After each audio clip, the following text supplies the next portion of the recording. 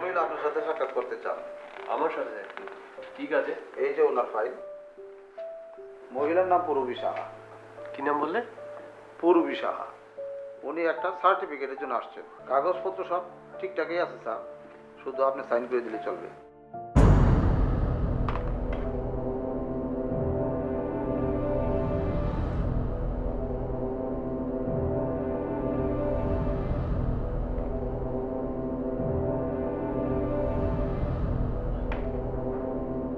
Sir মহিলাকে আসতে বলবো স্যার?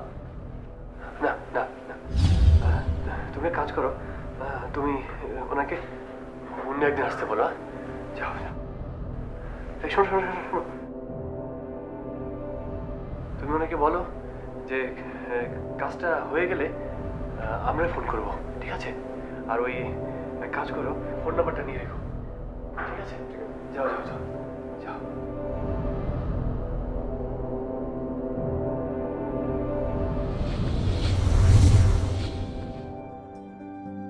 ওই বাড়িটাতেই আমি থাকতাম। আমার কৈশোর পুরোটাই কেটেছে এখানে। আপনাদের বাড়ি? আপনি থাকতেন এই বাড়িতে?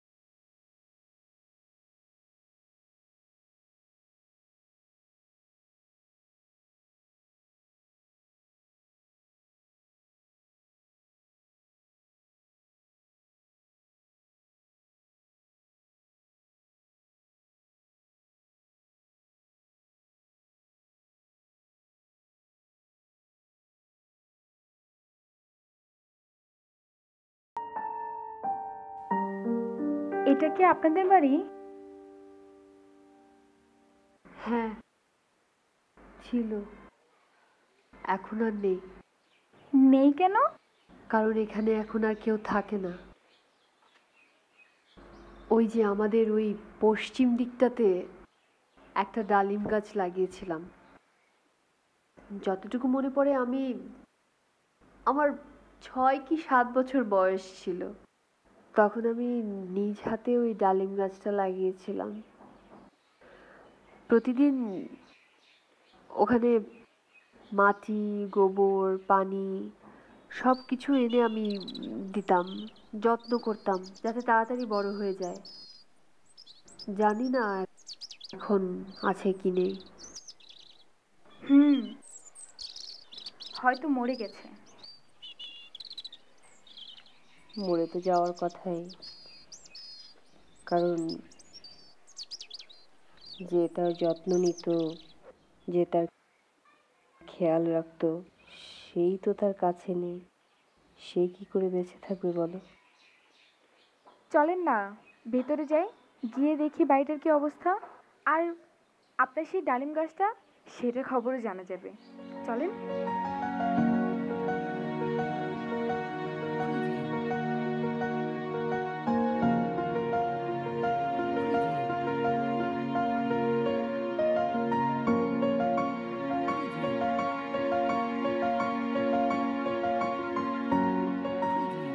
না, যে কৈশোর আমার জীবন থেকে একটা বড় মূল্য নিয়ে চলে গেছে, সে কৈশোরের প্রতি আমার কোনো অধিকার নেই। এটা হচ্ছে আমাদের বাড়ির পেছন সাইডটা।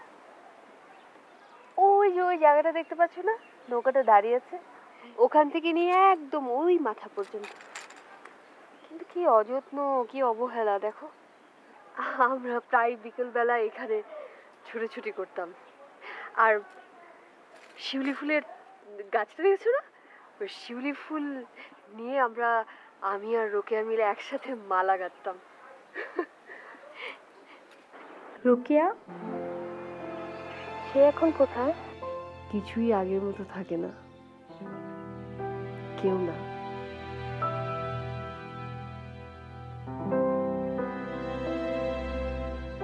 দিদি, আমি খুবই এক্সাইটেড আপনার মতো একজন ইতিহাসের সাক্ষীর সামনে বসে থেকে। আচ্ছা, আপনি নরওয়ে চলে যাওয়ার পর তো এই প্রথম দেশে ফিরলেন। হ্যাঁ, স্বাধীনতার পরে এই প্রথম। এটা তো অনেক লম্বা সময়, এর মাঝে আপনি দেশে ফিরেনি কেন? আসতে ইচ্ছে করেনি। আচ্ছা, 19 বছরের একটা মেয়ে একা একা দেশের বাইরে চলে গেলেন। তখন তো আমাদের সমাজে একা একা মেয়েরা কোথাও যেতে পারতো না।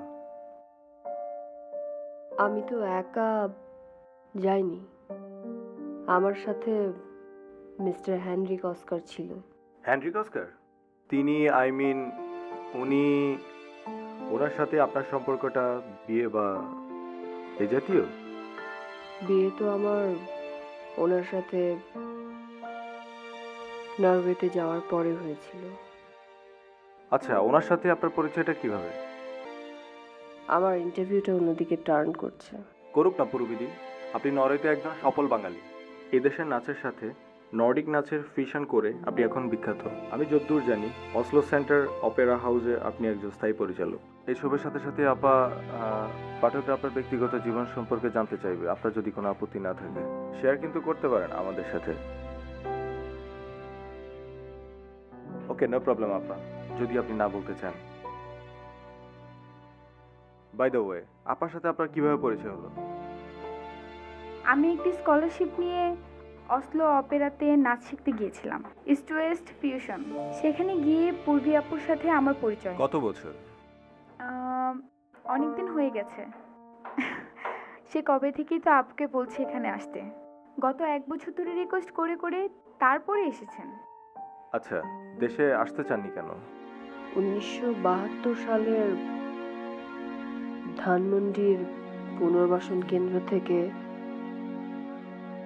এদেশের অনেক মেয়ে তাদের আত্মীয় স্বজন, বন্ধু বান্ধব, পরিবারের সব মায়া ত্যাগ করে ইউরোপের বিভিন্ন দেশে পাড়ি জমিয়েছিল। তুমি কি জানতে তাদের কথা?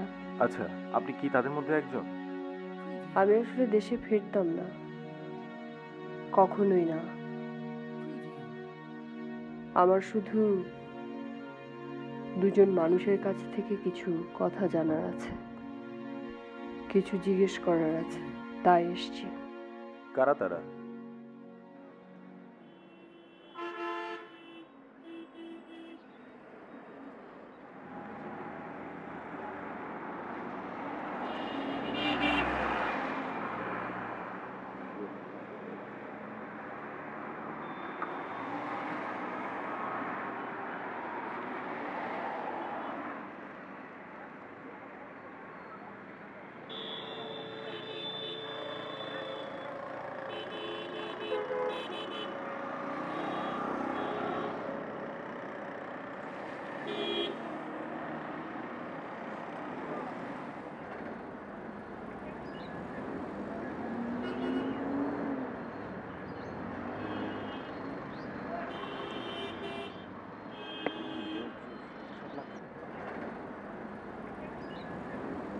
ভাই, 1 মিনিট।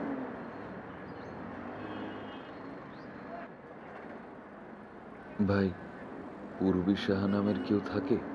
না। মার্থা আপা থাকে না? হ্যাঁ।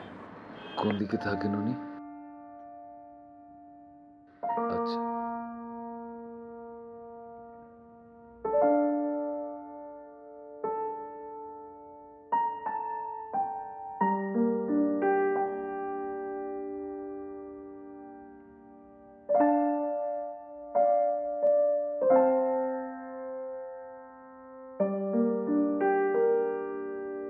আছেন? নমস্কার। নমস্কার। আমি পূরবীর সাথে দেখা করতে চাচ্ছিলাম। আপনি ওনার কে হন? আমাদের বাড়ি একই জায়গায়। ইফ ইউ ডোন্ট মাইন্ড, আপনার নামটা জানতে পারি? সুভাষ। ও, সুভাষ। আমি কি একটু পূরবীর সাথে কথা বলতে পারি? আপনি প্লিজ ওয়েট করুন, আমি ম্যামকে ডেকে দিচ্ছি।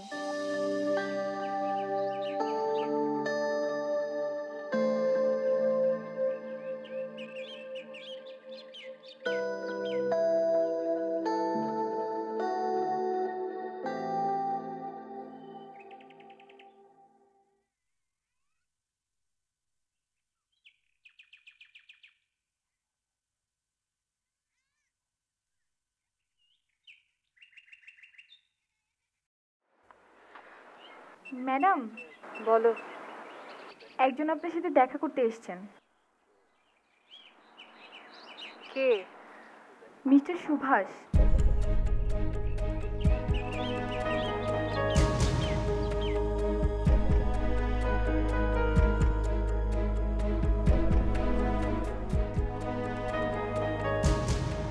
বসতে বলো।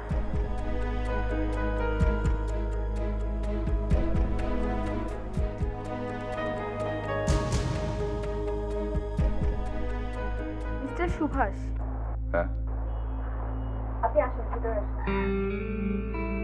জি, আচ্ছা।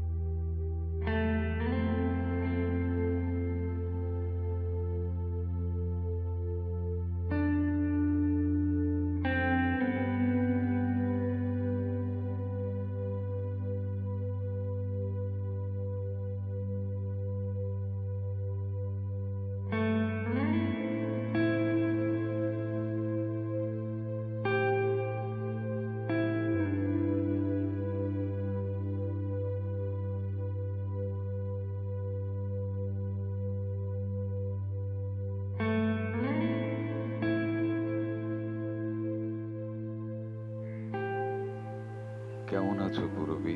ঠিকানা কোথায় পেয়েছো? তোমার ইন্টারভিউটা পড়েছি। ভালোই হয়েছে, আমি তোমাকে খুঁজে বের করতাম। বসো।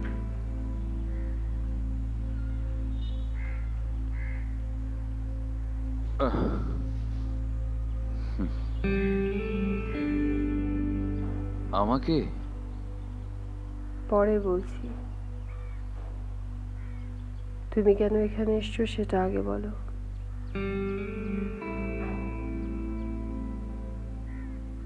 ওভাবে ইন্টারভিউ দেওয়াটা কি ঠিক হয়েছে পূরবী? কিভাবে ইন্টারভিউ দিয়েছি? তুমি সরাসরি আমার নাম উল্লেখ করে। আমার জীবনের গল্প বলতে গেলে তো তোমার কথা আসবেই, আসবে না? পূরবী, আমি একটা কলেজে পড়াই। আমার আমার ছাত্রদের কাছে একটা মান সম্মান আছে।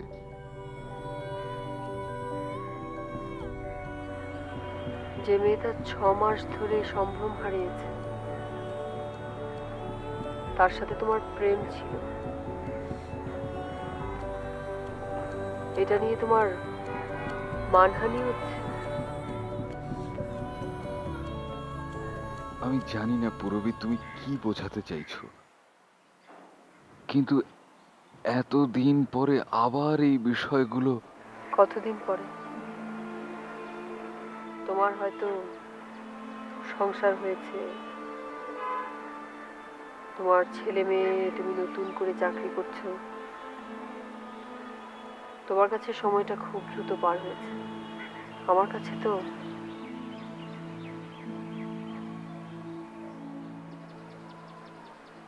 আমি অস্বীকার করি না, বিষয়টির গভীরতা তোমার কাছে যতটুকু, তোমার ধারণা আমার কাছে তা নয়।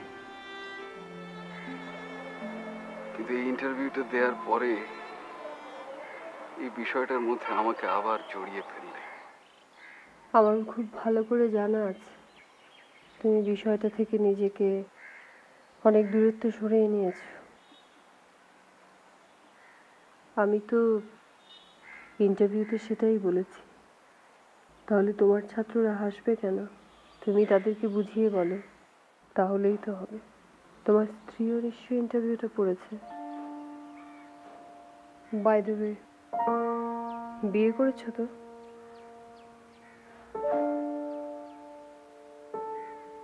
আপনার চা। ধন্যবাদ। তুমি চা খাবে না? চা খাই না।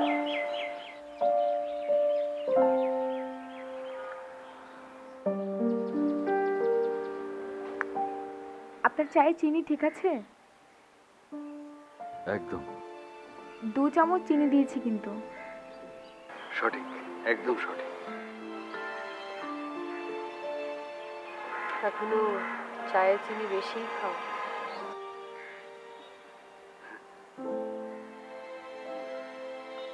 আচ্ছা, তুমি ইন্টারভিউয়ে বলেছো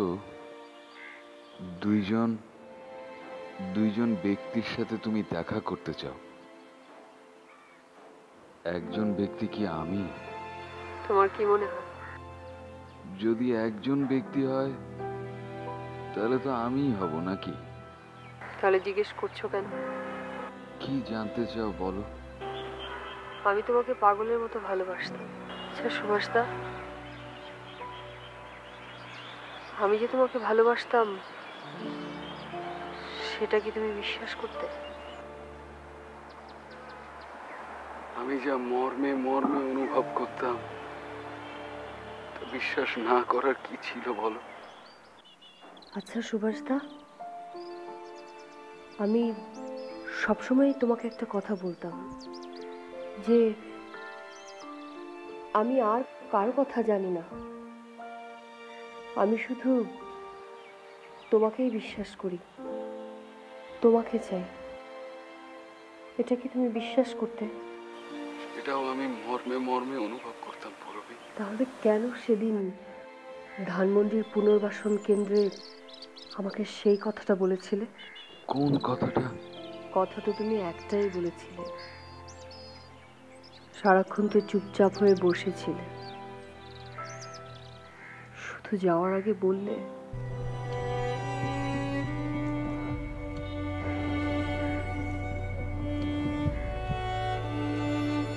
আমাদের আর দেখা হবে না পূরবী।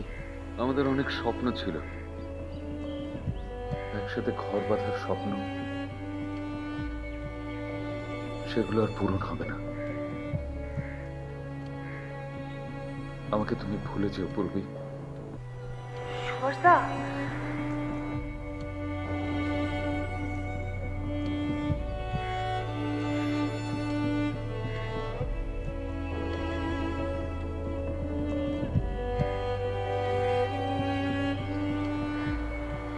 মনে আছে সব?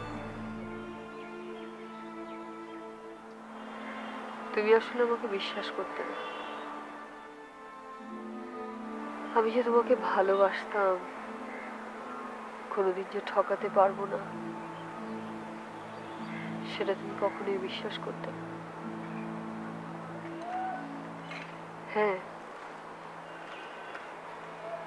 যদি বিশ্বাস করতে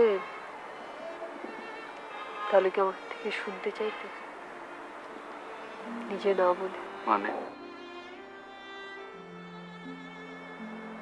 তুমি যে এত ছোট মনের মানুষ ছিলে সেদিনের আগে বুঝতে পারিনি। আমার মনের যন্ত্রণা, আমার সম্ভ্রম হারানোর বেদনা কিছুই কি তোমার একবারও মনে আসেনি? একবারও না? আমি তো নিজে ইচ্ছায় ওই ক্যাম্পে যাইনি। রশিদ খুনকার তোমার বন্ধু ছিল, তোমাদের দায়িত্ব ছিল আমাকে রক্ষা করবার, সেটা তোমরা পারোনি। শুধু 5 মিনিটের জন্য ওখানে এসে বলে গেলে আমাকে তুমি ভুলে যেও, ক্ষমা করে দিও। কিভাবে পারলে সুভাষদা? কি বা করতে পারতে? আমার থেকে দূরে চলে যাওয়া ছাড়া তো আর কিছু করারও ছিল না তোমার। আচ্ছা সুভাষদা, ওকে সত্যি করে একটা কথা বলবে? তুমি কি আমাকে সত্যি ভালোবাসতে?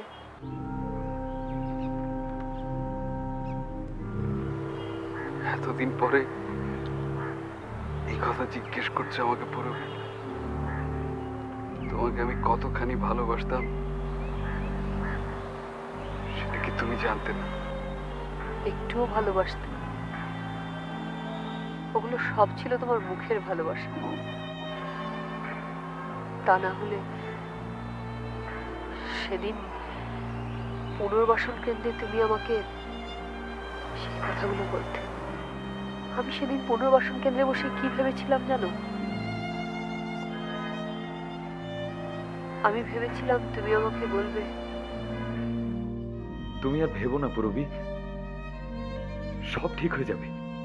তুমি তো আমাদের গর্ব। এবার আমাদের ঘর বাঁধার স্বপ্ন পূরণ হবে। তুমি আমাকে ভালোবাসো বলেই এই কথাগুলো বলছো সুভাষদা, কিন্তু আমার কি আর ঘর বাঁধার স্বপ্ন সাজে? চলো আমরা অন্য কোথাও গিয়ে ঘর বাঁধি।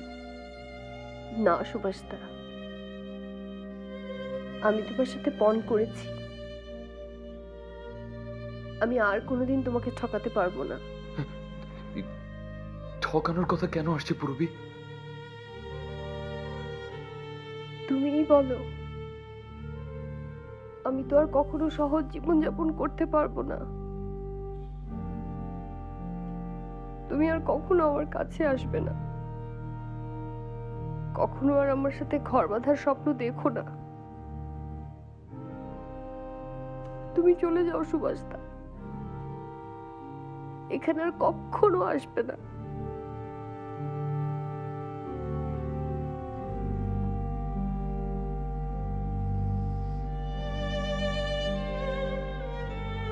কত বড় ভুল একটা কল্পনার মধ্যে ছিলাম সেদিন।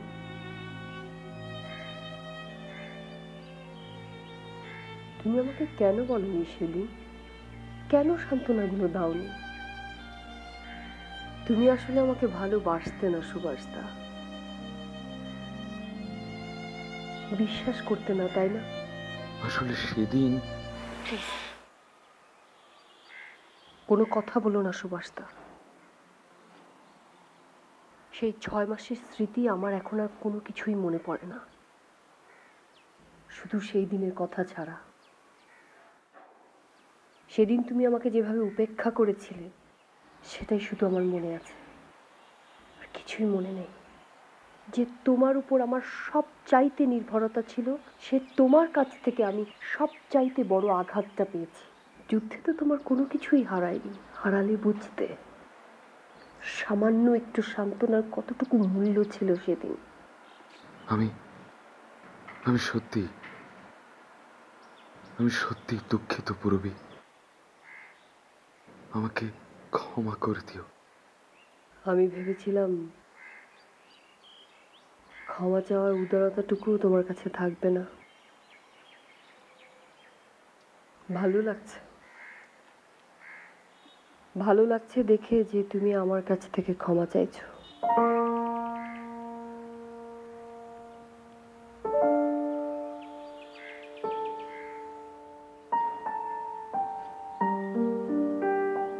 ভালো থেকো সুভাষদা। তোমার স্ত্রী সন্তান সবাইকে নিয়ে।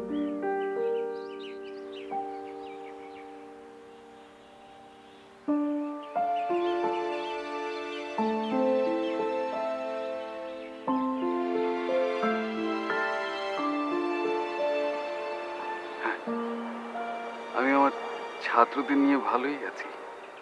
আর তোমার স্ত্রী সন্তান? নেই। নেই মানে? পূরবী, সেদিন আমি আসলে তোমাকে এই কথাগুলো কখনো বলতে চাইনি, জানাতেও চাইনি, আজকেও চাইনি। কিন্তু মনে হচ্ছে যে হয়তোবা কথাগুলো জানলে তোমার একটু শান্তি লাগতে পারে। কোন কথা? সেদিন হলরুমে তোমাকে ওভাবে উপেক্ষা করে চলে আসার পরে আমি জানি না কবে আমি থাকতে পারিনি। আমি পরের দিন আবার গিয়েছিলাম।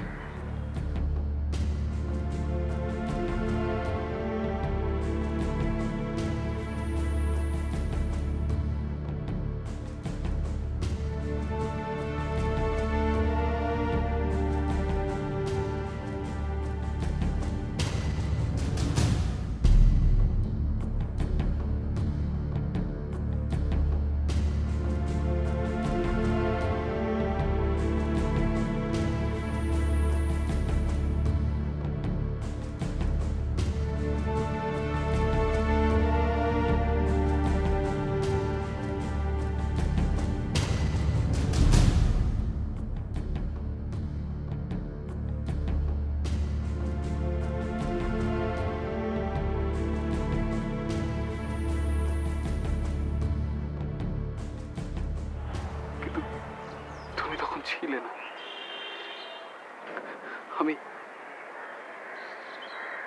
আমি এর পরে আর কখনো কোনো মেয়ের প্রতি সেই আগ্রহ অনুভব করিনি। পাপবোধ থেকে না ভালোবাসা থেকে জানি না। বাকি জীবনটা ভেবেছিলাম কোনোদিনও তোমার সাথে দেখা হবে না, হয়তোবা এটাই হবে আমার পাপের প্রায়শ্চিত্ত।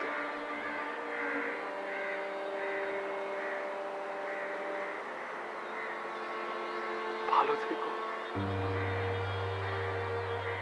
তুমি, তোমার স্বামী, সন্তান।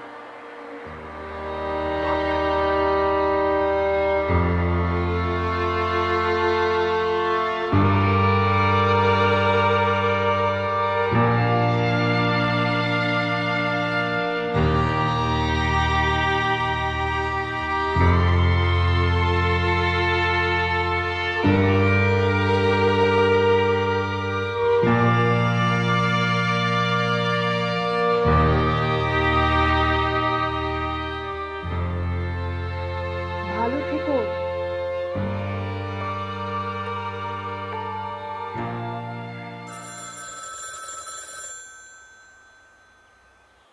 হ্যালো। বিজি বলছি। জি স্যার। আপনি প্রবিশার কাজটা করে দিচ্ছেন না কেন সমরবাবু? Sorry sir. হ্যাঁ, ওনাকে তো স্যার বলেছি ওই কাজটা হয়ে গেলেই। একটা সার্টিফিকেট সাইন করতে কতদিন লাগে আপনার? ও একটু অন্য কাজে একটু ঝামেলায় ছিলাম স্যার, সরি। আপনার কাছে পাঠিয়ে দিচ্ছি, আপনি এখন অন্য কাজটা করে দেবেন। জি স্যার, আপনি পাঠিয়ে দিন, আমি ওই যত তাড়াতাড়ি সম্ভব করে দিচ্ছি।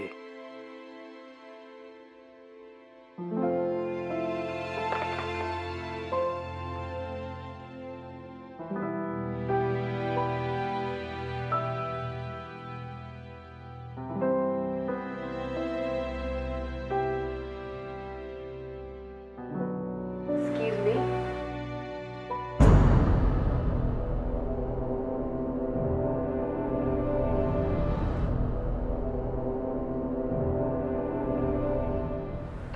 দেখা হওয়াটা আমার জরুরি ছিল, কিন্তু এইভাবে দেখা হয়ে যাবে সেটা আমি চিন্তাই করি। পারো, আয় না, আয় আয়, বস বস বস।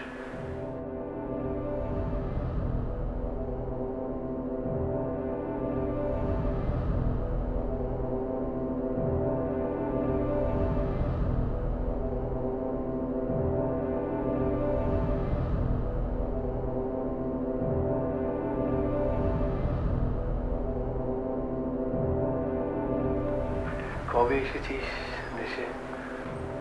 আমার ফাইলটা ইচ্ছে করেই আটকে রেখেছিলি তাহলে, নাকি নিজের বোনের সার্টিফিকেট দিতে খুব বাচ্ছিল?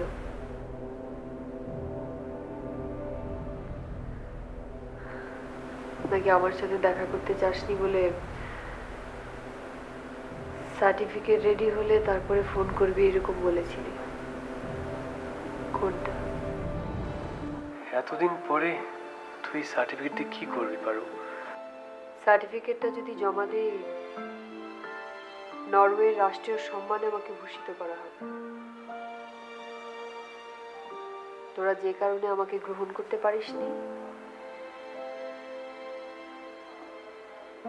ঠিক একই কারণে অন্য আরেকটা দেশ আমাকে সর্বোচ্চ রাষ্ট্রীয় সম্মানে ভূষিত করবে।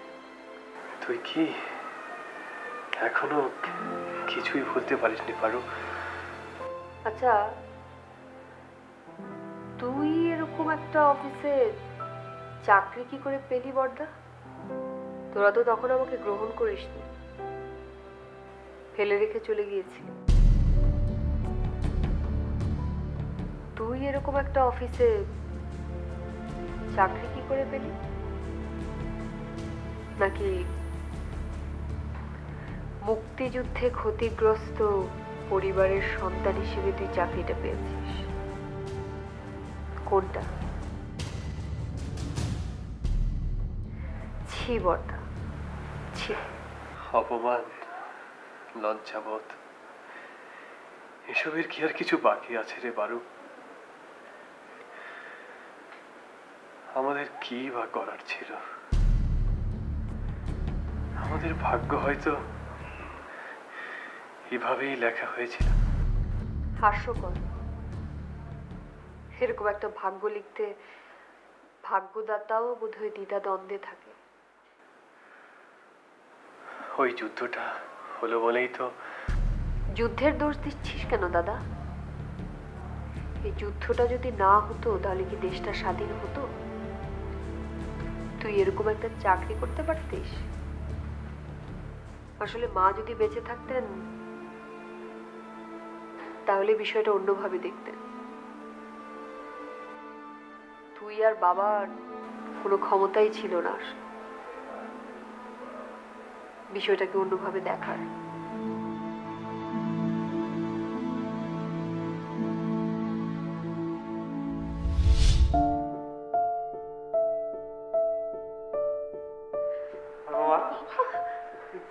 কেমন আছিস মা?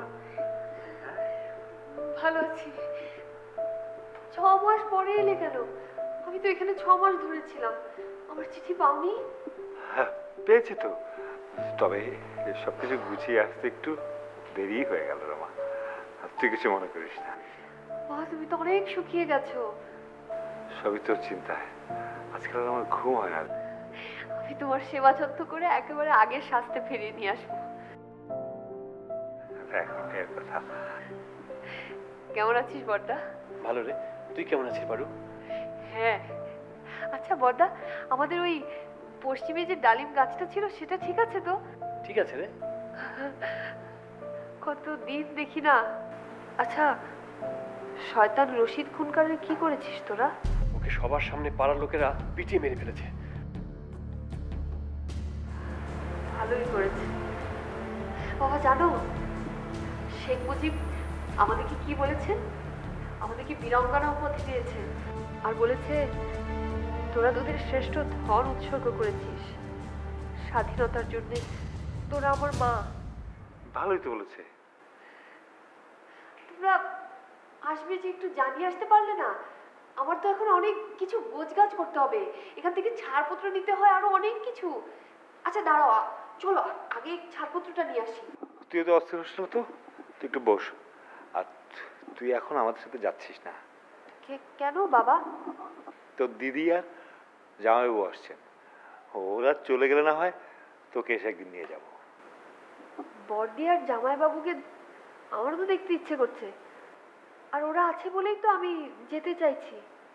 একটু সমস্যা আছে, তোকে বুঝতে হবে পারু।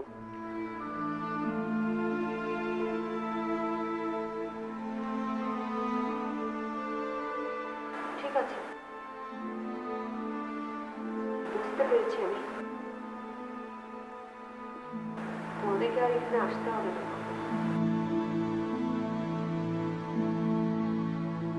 তুই মন খারাপ করিস না পারু, আমরা যে যখন পারবো তোকে তো এসে দেখে যাব। আর একটা কথা, ওই হুটহাট করে বাড়ির ঠিকানায় চিঠি লেখার দরকার নেই। আমরা যে যখন পারবো এসে দেখে যাব। তাছাড়া তুই তো ভালোই আছিস এখানে। তোরা চলে যা বড়দা, এখানে আর কখনো আসিস না। পারু, তারপর তো প্রায় 6 মাস কেটে গেল, তোরা আমাকে একটা বারের জন্য দেখতে এলি না।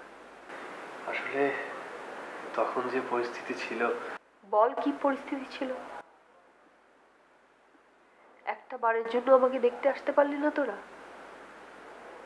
আমি কতদিন বসেছিলাম, পুরো দেশের মানুষ জানত 2 লাখ মেয়ের সাথে কি ঘটেছিল। কি হতো আমাকে বাড়িতে নিয়ে গেলে? বল, আশেপাশের 2-1 জনের কাছ থেকে কথা শুনতি 2-1 দিন, 1 সপ্তাহ, 1 মাস, কি অশুদ্ধ হতো তাতে? আমার আসলে কিছু বলার নেই রে পারু। বলতে তোকে হবে বর্ধা, কেন আমি দেশে নেই, কেন আমাকে আমার নিজের দেশ ছেড়ে চলে যেতে হলো। আমি তো যুদ্ধে হারিনি, তবে আমি কেন সবকিছু হারালাম বল বর্ধা। তখন সমাজের দর্জনের কথা ভেবে, আত্মীয় স্বজনের কথা ভেবে বাবা হয়তো তোকে ফেরত নিয়ে যাবার জন্য সাহস করেনি রে। আর তখন পরিস্থিতি কেমন ছিল তোকেও তো বুঝতে হবে। তখন তোর মতো অনেকেই তো বিদেশে চলে গেছে, তাই না? আরও আমি তোর কাছে হাত জোর করে ক্ষমা চাচ্ছি, তুই আমাদেরকে আর লজ্জায় ফেলিস না। আমি তোর বড় দাদা হয়ে তোর কাছে হাত জোর করছি, তুই আমাদেরকে ক্ষমা করে দে। আমি তোকে ক্ষমা করতে পারবো না।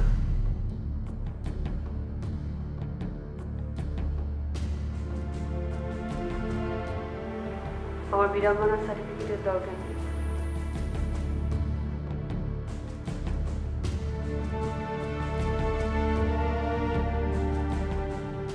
পারু, তোর দেশে আসার খবরটা আমি বাবাকে দিয়েছি। বাবা তোকে খুব করে দেখতে চেয়েছে রে। বাবাকে বলিস আমি তাকে দেখতে চাই না। খুব করে বলছিল রে, আর কদিনই বা বাঁচবে, বাবা অনেক বুড়ো হয়ে গেছে রে। বাবা আমার কাছে অনেক আগেই মৃত, তুইও বর্ধা।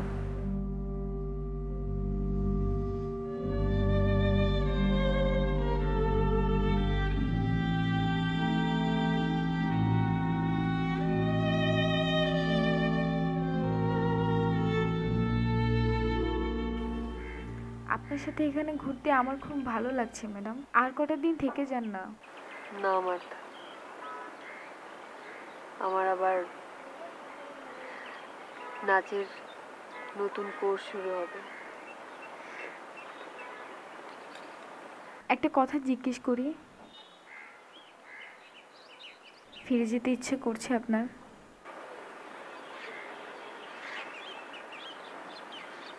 জানি না। ফ্যামিলির সবাইকে নিয়ে চলে আসতে পারেন না একেবারে? তাছাড়া এখানকার ছেলে মেয়েদেরকে আপনার নাচের ফর্মটাও শেখাবেন। যেদিন আগের মতো টান অনুভব করব সেদিন ফেরত চলে আসবো। কোন দিনের মতো ম্যাডাম? স্বাধীনতার পরে,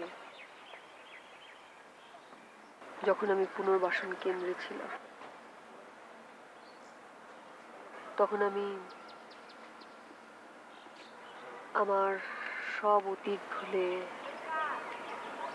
সব আপনজনদের ভুলে, সব কিছু ফেলে রেখে 19 বছর বয়সে যখন নরওয়ের উদ্দেশ্যে পাড়ি জমালাম, সেদিন প্লেনের মধ্যে বসে অনেক কান্না করেছিলাম, অনেক। সেদিন দেশের জন্য অনেক মায়া হচ্ছিল, অনেক মায়া অনুভব করেছিলাম। সেই মায়াটা যেদিন আবার অনুভব করতে পারবো সেদিন ফেরত আসবো।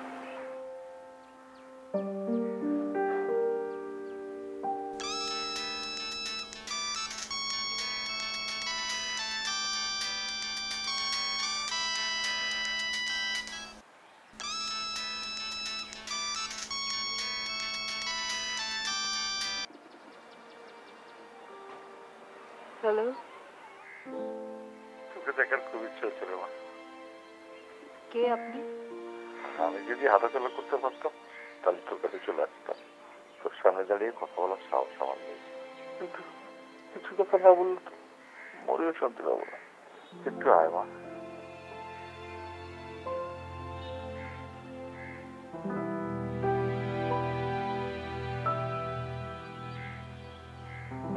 কে ফোন করেছিল ম্যাডাম? বাবা।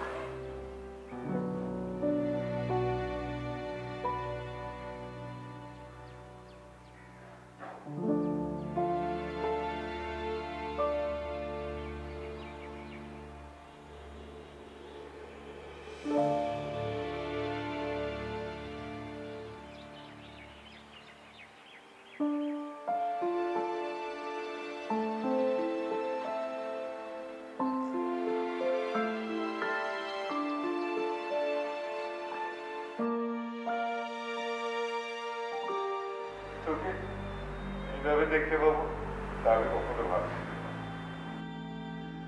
আমার লক্ষ্মী সরস্বতী মেয়েকে আমি ঘর না তুলে যে অন্যায় আমি করেছি, এই জীবনে এটার প্রায়শ্চিত্ত আমি করতে পারবো না, তাও আমি জানি। তুই আমাকে ক্ষমা করে দে মা। আমি তোমার কষ্টগুলো বুঝতে পারছি না। এই যে তুমি এখন আমাকে ফেরত চাইছো, সেটা আমার খুব ভালো লাগছে।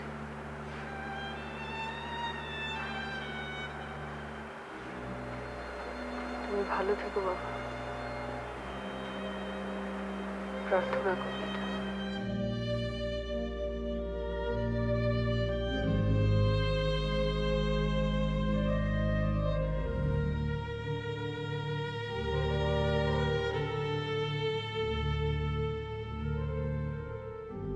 জননীর নাভিমূল ছিঁড়ে উলঙ্গ শিশুর মতো বেরিয়ে এসেছ পথে।